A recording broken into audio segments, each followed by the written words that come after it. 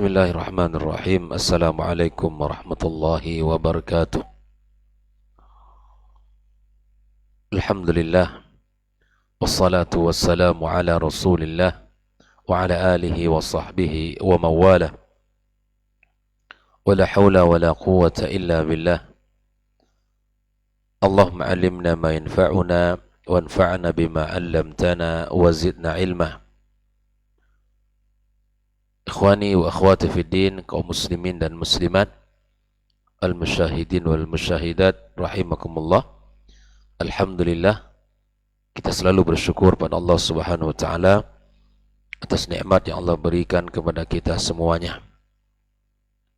Kemudian kita ucapkan salat dan salam untuk Nabi besar Muhammad sallallahu alaihi wasallam, Nabi yang mulia, panutan kita dan suri tauladan bagi umat di dalam menjalankan ketaatan kepada Allah Subhanahu wa taala. Mudah-mudahan kita semua termasuk orang-orang yang mendapatkan syafaatnya nanti pada hari kiamat kelak. Kita lanjutkan pembahasan tentang Syarhu Risalati Fadlil Islam. Pada pagi ini kita lanjutkan halaman yang ke-147. Halaman 147. Berkata Syekh Muhammad ibn Abdul Wahab, wa bima'rifatihi, ya dengan kita memahami, mengetahui dalil-dalil atau ayat-ayat dan hadis-hadis Nabi sallallahu alaihi wasallam, ya, tabayyan, maka jelaslah makna al-ahadith, makna daripada hadis-hadis fi hadzal bab wa amsalihah. Maka jelaslah bagi kita semuanya makna hadis-hadis yang berkaitan dengan bab ini dan bab yang semisalnya.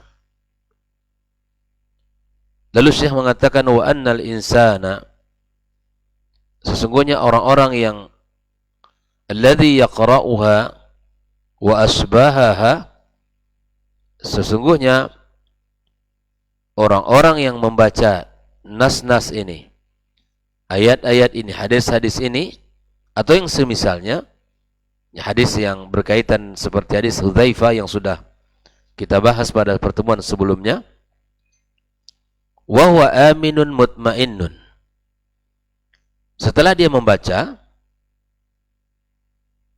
dia merasa aman, merasa tenang, annaha la tanaluhu, bahwa dia merasa tidak akan masuk kepada hadis bahaya, fitnah yang disebutkan dalam hadis itu. Betapa dalam hadis Hudzaifah, ya, Nabi sallallahu alaihi wasallam menyebutkan, ya, fitnatu amya, fitnah yang membutakan, dan fitnahnya sangat samar. Apabila setelah dia membaca hadis-hadis itu, dia merasa aman saja, merasa tidak takut, ya, dan dia tidak termasuk nantinya kepada orang-orang yang disebutkan dalam hadis itu, merasa jauh.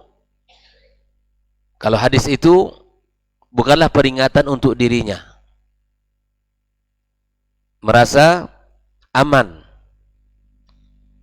Wa yadhunnuha, dan dia mengira fi qaumin kanu fabadu, mengira itu adalah pembicaraan pada kaum-kaum masa lalu, kaum-kaum yang telah lewat. Ya. Ini peringatan dari Syekh Muhammad Abdul Wahab ini, seakan-akan beliau mengatakan kepada kita, ya, bahwa ketika kalian membaca hadis ini, ya, berita-berita tentang peringatan dari Nabi sallallahu alaihi wasallam, setelah itu sikap kita merasa aman, sikap kita merasa baik-baik saja, bahwa hadis itu, peringatan itu terjadi, ya, hanya untuk pada masa yang lampau. Nah, maka beliau menukilkan ayat yang Allah sebutkan dalam surat Al-A'raf ayat 99. Afa aminu makrallah, apakah mereka merasa aman dari makar Allah? fala ya'manu makrallahi illal qaumul khasirun. Tidaklah ada orang yang merasa aman dari makar Allah kecuali orang-orang yang merugi. Orang yang merugi, para ulama mengatakan di sini ada dua.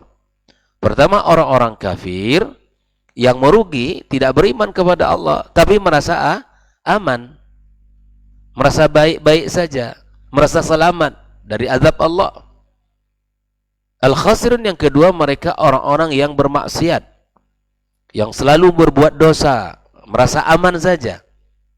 Bahkan semakin kencang dosanya, maksiat semakin banyak rezekinya. Dia merasa begitu. Kita lihat penjelasan Syekh Shalih Fauzan nanti.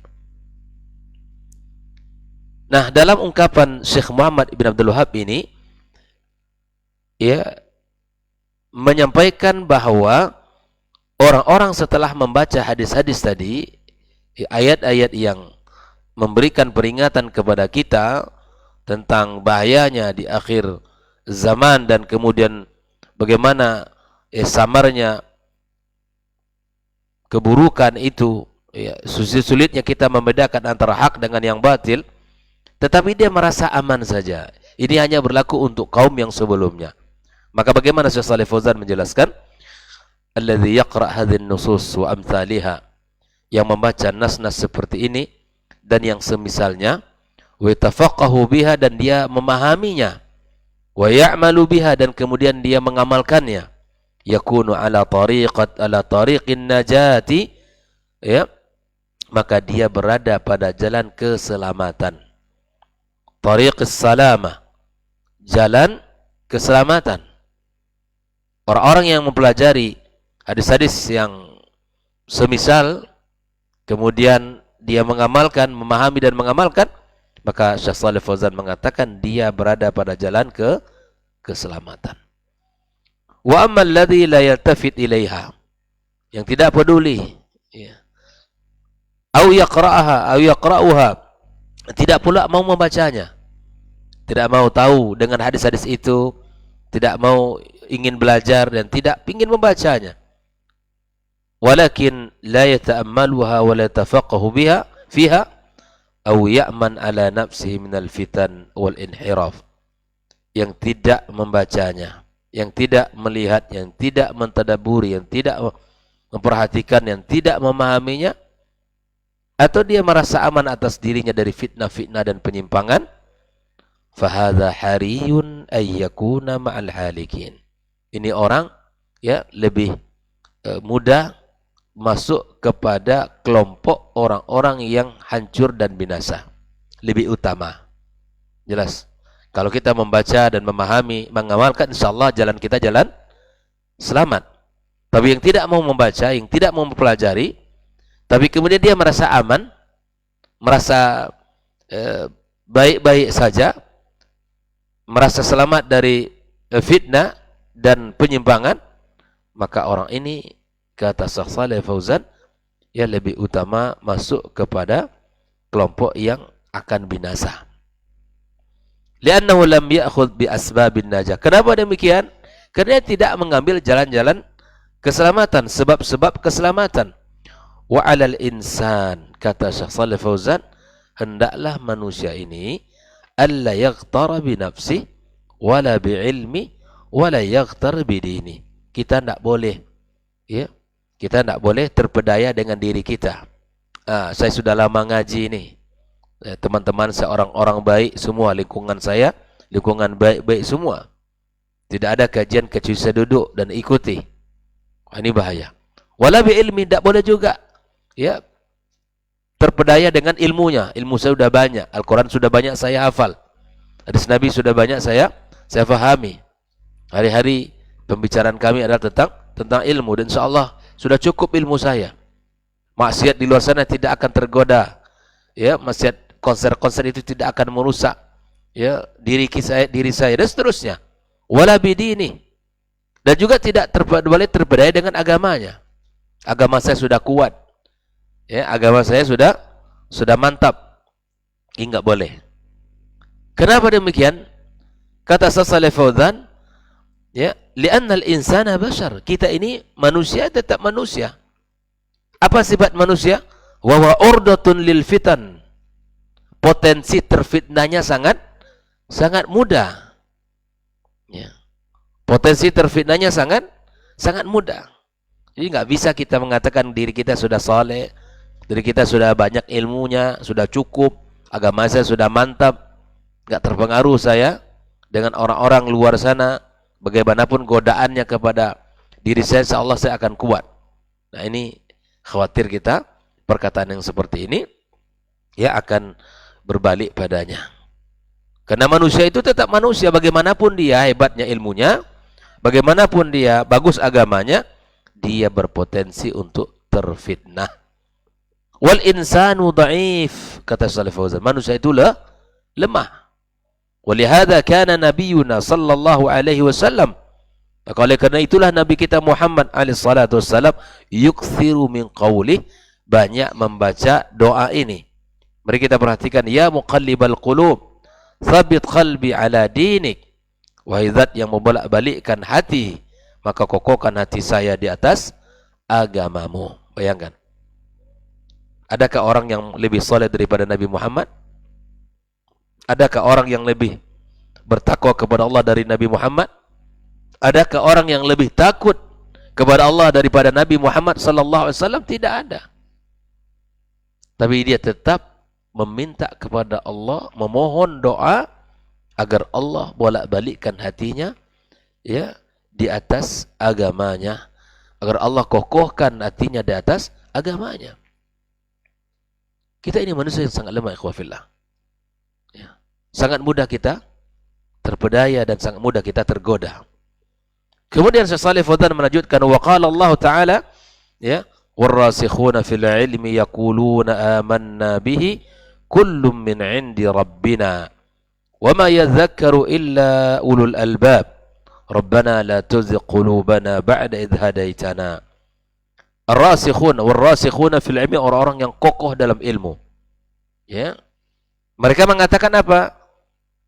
Amanna bihi, kami beriman. Ini terkait dengan ayat-ayat muhkamat dan ayat mutasyabihat. Karena pembicaraan sebelumnya itu. Semuanya dari Rabb kami. Dan tidaklah ada yang bisa mengambil pelajaran kecuali orang-orang yang berakal. Maka mereka mengatakan, Rabbana la tuzigh qulubana ba'da idh hadaitana, ya Allah, jangan engkau gelincirkan hati kami setelah engkau beri kami petunjuk. Ini yang kita minta selalu, ikhwah.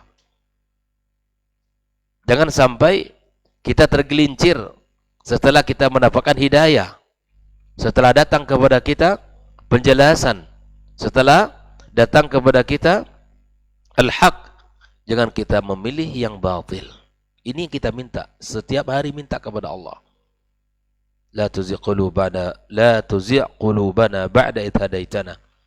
Jangan engkau gelincirkan hati kami, ya Allah, setelah engkau berikan petunjuk itu kepada kami. Ali Imran 7 dan 8.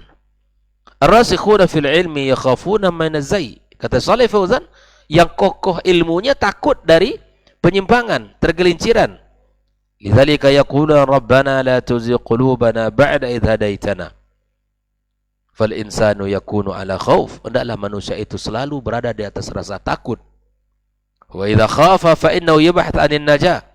Kalau kita rasa takut, pastilah kita mencari keselamatan. Ya kan?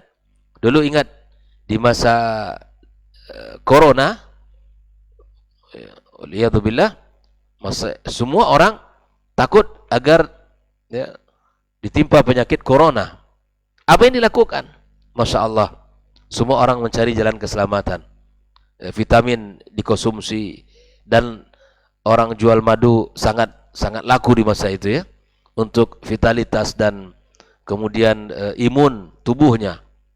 Semuanya kita berusaha, ya kita keluar pakai masker, tidak mau bicara kecuali ada jarak, tidak mau bersalaman terkadang. Kekhawatiran yang sangat tinggi. Kita mencari jalan-jalan keselamatan, tidak mau ke pasar, ya dalam kondisi tertentu. Kita berusaha konsultasi dengan ahli di bidangnya. Kita berusaha untuk mencari jalan keselamatan. Apalagi masalah iman kepada Allah dan masalah keselamatan dari yaumil akhir. Kalau kita takut, tentulah kita mencari jalan keselamatan. Amma idza aman, tetapi berbeda kondisi dengan orang-orang yang merasa aman. Fa innahu yaqa' fil halak, maka dikhawatirkan dia terjatuh kepada kehancuran itu. Wa huwa la yadri, sementara dia tidak tahu. Jelas ya? Orang yang merasa dirinya aman tapi ternyata terfitnah. Ya. Dia merasa dirinya baik-baik saja tapi dia sedang berada dalam kondisi berbahaya. Wa huwa la yadri, dia tidak tahu itu. Qala Allah Jalla wa Ala, afa aminu makrallah, apakah mereka merasa aman dari makar Allah? Fala ya'manu makrallah illa al-qaumul khasirun. Al-A'raf 99. Salih Fauzan mengatakan, fallahu Jalla wa Ala yamkuru bi ahli syarr. Allah ya berbuat makar kepada pelaku keburukan. Ini tolong dipahami, kata makar bagi Allah ini sebetulnya ya ini bukan negatif. Nanti kita akan jelaskan. Bima'na annahu yasadrijuhum. Allah sesungguhnya memberikan istidraj kepada mereka. Pelan-pelan Allah berikan. Pelan-pelan Allah ulurkan kenikmatan-kenikmatan itu. Ya, diberikan terus dengan kemaksiatannya, dengan dosa-dosanya, dengan segala penyimpangannya. Allah ulurkan nikmat itu, Allah berikan terus. Tapi itu semua ikhwafillah uqubatan lahum, sebagai apa? Uqubah, sebagai ya, azab bagi mereka. Famakruhu jalla wa ala bihaq, makarnya Allah itu hak. Wa huwa isalul uqubati ila man yastahiqquha bitariqin khafiyyin la yatanabbah lahu. Allah memberikan azab itu, hukuman itu kepada orang yang berhak mendapatkan hukuman dengan cara yang samar, dengan cara yang halus. Dia tidak merasa, tidak merasa itu adalah azab dari Allah. Jangan-jangan kenikmatan yang Allah ulurkan kepadanya, ya itu adalah uqubatan lahum. Dia tidak merasa. Justru sebaliknya dia merasa apa? Aman. Nyata tidak ada pengaruh maksiat ini dalam masalah rezeki. Dia merasa aman. Nah, wa huwa minallahi mahmud. Ingat, makar dari Allah itu terpuji. Kenapa demikian? Bukan kita pahami makar itu dengan makna negatif. Karena makar Allah bukanlah sifat yang tercela, bahkan sifat terpuji dari Allah. Kenapa? Karena itu balasan kepada orang yang berbuat makar kepadanya. Li'annahu jazaa'un wa 'adl. Balasan ya, dan balasan yang dan seimbang ya, balasan. La yamkuru bi ahadin illa wa huwa yastahiq. Tidaklah seseorang berbuat makar kecuali dia berhak untuk mendapatkannya. La yamkuru bis salihin. Allah tidak berbuat makar kepada orang saleh. Innama yamkuru bi ahli syarr. Sesungguhnya makar Allah hanya untuk orang-orang yang berbuat jahat. Wa makaru wa makarallah wallahu khairul makirin. Mereka berbuat makar dan makar Allah, ya, dan Allah pun berbuat makar kepada mereka, dan Allah sebaik-baik ya zat yang mendatangkan makar kepada orang-orang yang melakukan keburukan dan kemaksiatan. Wa qala ta'ala wa yamkuruna wa yamkurullah. Mereka berbuat makar dan Allah pun melakukan makar. Wallahu khairul makirin. Al-Anfal 30. Kalau yang tadi Al-Imran ayat 45. Ya fillah, di sini saya ulang menyampaikan wa huwa minallahi mahmud. Makar Allah itu terpuji darinya, karena sesungguhnya itu adalah uqubah ya, azab ya, yang Allah berikan kepada orang yang telah berbuat jahat. Wal jazaa' min jinsil amal. Balasan itu dari amalan yang datang dari satu jenis ya. Wal jazaa' min jinsil amal. Amalan itu atau balasan itu sesuai dengan amal yang dia lakukan. Falamma makaru bi'ibadillah. Lihat contohnya di sini disebutkan oleh Syekh Salih Fauzan bahwa ketika mereka berbuat makar kepada hamba-hamba Allah. Contoh orang-orang kafir Quraisy, wa makaru bir rasul. Mereka berbuat makar kepada Rasul sallallahu alaihi wasallam, yuriduna qatlahu. Kafir Quraisy menginginkan membunuh dia. Au sijnahu, ingin memenjarakan dia. Au tardahu, ingin mengusir dia. Makarallahu li rasuli wa akhrajahu min bainihim wa hum la yash'urun. Lihat makar Allah. Allah jadikan Nabi Muhammad keluar dari rumahnya dan berjalan di antara mereka sementara mereka tidak merasa. Di saat Nabi SAW ya di malam hijrah, wa kharaja sallallahu alaihi wasallam ilal ghar wa ikhtafa fih, Nabi keluar dari rumahnya dengan selamat di tengah-tengah mereka yang sedang berjaga-jaga yang mengintai Nabi Muhammad, sementara mereka tidak merasa kalau Nabi itu keluar. Nabi langsung masuk ke dalam gua dan bersembunyi di sana. Walamma qata'at talab, setelah semua selesai ya dari pencarian terhadapnya, zahaba ilal Madinah, maka Nabi pergi ke Madinah. Wa wajadal ansar wal muslimin, maka dia menemukan orang-orang Ansar, orang-orang ya yang siap memberikan apa yang mereka punya, berkorban dan mendapatkan kaum muslimin. Wa qamat daulatul Islam, maka berdirilah di sana negara Islam. Fallahu maqrabil kafara min haitsu la yash'urun, Allah ya berbuat makar kepada orang kafir dari mana, dari sisi yang mereka tidak merasakan. Ikhwafillah, di saat orang-orang yang berbuat makar kepada umat ini, maka Allah akan membalasnya. Yakinlah. Maka yakinlah, di saat orang-orang lemah, tidak ada tempat lagi untuk mengadu, Allah akan hadir. Allah akan hadir. Ya, lihatlah Nabi SAW dan perjuangan yang telah dilakukan bersama para sahabat. Ya, tidak ada satupun yang dilakukan oleh mereka makar-makar, melainkan Allah akan membalasnya. Ya. Siapapun dari hari ini umat Islam. Ya. Contoh orang-orang Yahudi ya, orang-orang mustasyriqin, orang orientalis, mereka berbuat makar, ya, mereka berkarya dengan tujuan untuk mencari celahnya hadis-hadis Nabi SAW, mencari kekurangan hadis Nabi SAW, ya, pertentangan dari hadis Nabi SAW. Mereka membuat buku, tapi kemudian buku itu sangat bermanfaat bagi manusia, bagi orang-orang Islam. Ya. Mu'jam Mufaras li Al-Fadil Hadis, yaitu awalah karya orang-orang mustasyriqin yang mereka awal membuat buku itu bukan untuk hal yang positif, tapi ingin mencari celah-celah dari kekurangan hadis Nabi Sallallahu Alaihi Wasallam. Tapi setelah karya itu selesai, ternyata hadiah bagi para penuntut ilmu buku tersebut. Ikhwafillah, ini Allah punya cara untuk membalas makar mereka. Allah punya cara untuk membalas ya keburukan mereka itu. Maka disinilah ikhwafillah, orang-orang yang selalu membaca hadis-hadis yang berkaitan dengan fitnah akhir zaman, dia akan bisa mengambil jalan untuk selamat. Dia akan tahu bersikap bagaimana seharusnya.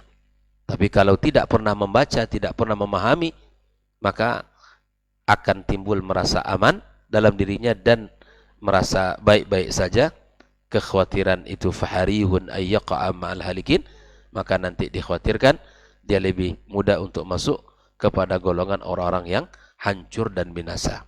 Mudah-mudahan kita dengan membaca hadis-hadis ini, ya, kita bisa memahaminya dan bisa mengamalkannya dalam kehidupan kita, dan sungguh itu adalah berada pada jalan keselamatan. Namun di saat tidak mau membacanya dan merasa baik-baik saja, dikhawatirkan kita sangat mudah terfitnah dan sangat mudah jatuh dalam dosa dan jatuh ke dalam kehancuran. Maka itu khafillah, semangatlah selalu belajar dan membaca hadis Nabi sallallahu alaihi wasallam agar kita tahu bersikap dan kita tahu bagaimana seharusnya berbuat, dan semoga Allah Subhanahu wa taala mudahkan kita dan seluruh kaum muslimin untuk selalu tafakuh dalam agamanya dan kemudian bisa mengamalkan apa yang kita pelajari bersama. Insyaallah akan kita lanjutkan besok tentang hadis ya Abdullah ibnu Mas'ud radhiyallahu taala anhu, di mana Nabi sallallahu alaihi wasallam melakukan satu hal di hadapan para sahabat, yaitu menggaris satu garis lurus, kemudian Nabi SAW menggaris garis-garis yang melintang di kiri kanannya, ya. Maka banyak faedah dari hadis ini, insyaallah akan kita ambil dan kita pelajari pada pertemuan berikutnya. Wa sallallahu ala nabiyyina Muhammadin wa sallam. Wa subhanakallahumma bihamdika asyhadu an la ilaha illa anta astaghfiruka wa atubu ilaik. Wassalamualaikum warahmatullahi wabarakatuh.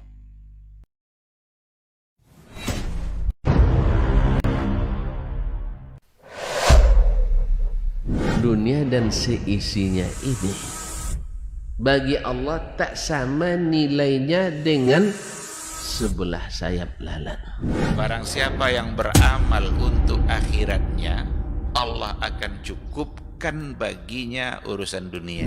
Sayati zamanun 'alan nasi as-sabiru fihim qalqabit al-jamarah. Akan ada satu masa di akhir zaman yang berpegang teguh dengan agamanya seperti orang yang sedang memegang bara